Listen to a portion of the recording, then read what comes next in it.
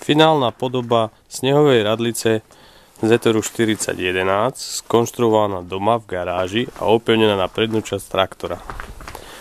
Celá radlica, teda zdvih, je ovládaný hydraulickým valcom, piestom, ktorý je pripojený ako prídavné hydraulické zariadenie, takže sa dá pohodlne ovládať z kabíny vodiča.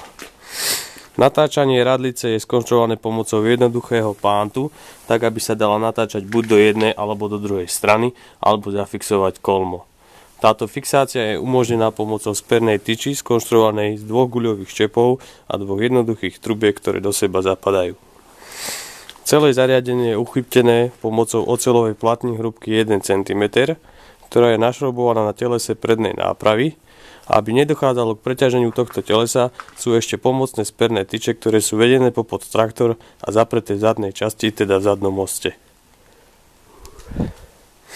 Po odskúšaní v teréne sa radlica javila celkom dobre, avšak dochádzalo k veľkému prenášaniu nárazov a citlivosť na nerovnosti povrchu. Preto bolo ako posledné skonštruovaný gumený brit, ktorý tieto nárazy tlmí a neprenáša na teleso traktora.